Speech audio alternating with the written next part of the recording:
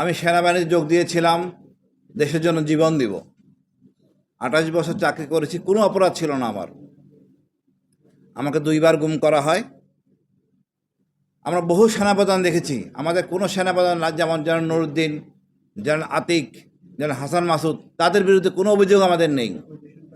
সকল অভিযোগ এই আওয়ামী সরকার, ফ্যাসিস্ট সরকারের সেনাপ্রধানদের উপর।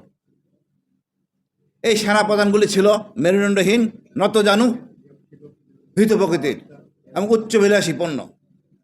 এই সেনাপ্রধানরা মনে করেন আমার এক্সটেনশন দরকার, তারপরে আমার একটা নির্বাচনী দায়িত্ব, এমপি, মন্ত্রী।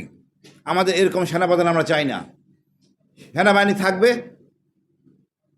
মহামান্য প্রেসিডেন্টের আদেশে, অর্থাৎ উনি হবেন ডিফেন্স মিনিস্টার, অন্য কেউ না।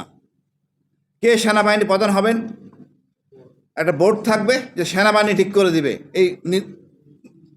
এই 5 জন বা 10 জন যোগ্য একটা কমিটির মাধ্যমে প্রেসিডেন্ট করবেন। কোনো রাজনৈতিক ব্যক্তির অনুরোধে পরামর্শ এটা হবে না। আমাকে লেফটেন্যান্ট কর্নেল করতে অনেক ত্যাগ করতে হয়েছে, অনেক পয়সা এই জনগণের দিতে হয়েছে। জনগণের টাকায় আমার বেতন হয়েছে, জনগণের টাকায় আমি প্রশিক্ষিত হয়েছি। আমাদের প্রশিক্ষণ অনেক বড় প্রশিক্ষণ। আমাদের চাকরি জীবনে অর্ধেকটাই থাকে প্রশিক্ষণ।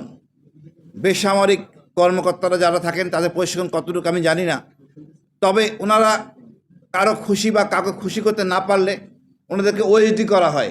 কিন্তু আমাদের কোনো ওএসডি সিস্টেম নাই। আমরা সরাসরি বাড়ি, সকালে দেখলাম একটা চিঠি আসলো, বাড়ি চলে গেলাম। এরপরে যেগুলো হলো গুম খুন, লজ্জা।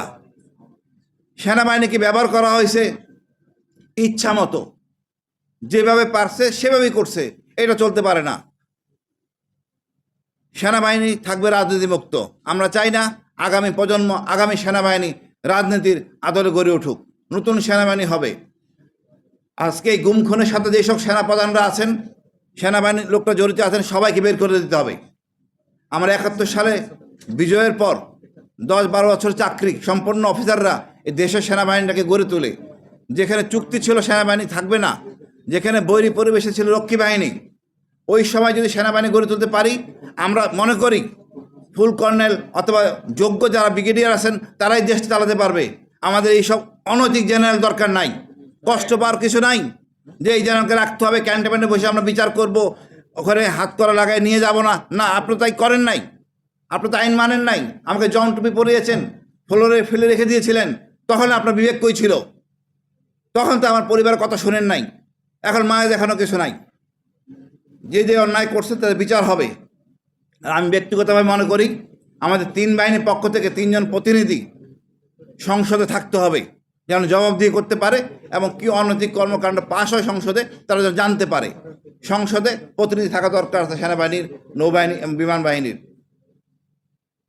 আমি আমার বক্তব্য এখানে শেষ করব। তো আগামী এই নতুন প্রজন্মের কাছে আমার স্যালুট, এবং আমরা মনে করি ইনশাআল্লাহ সেনাবাহিনী সংশোধিত হবে। ধন্যবাদ।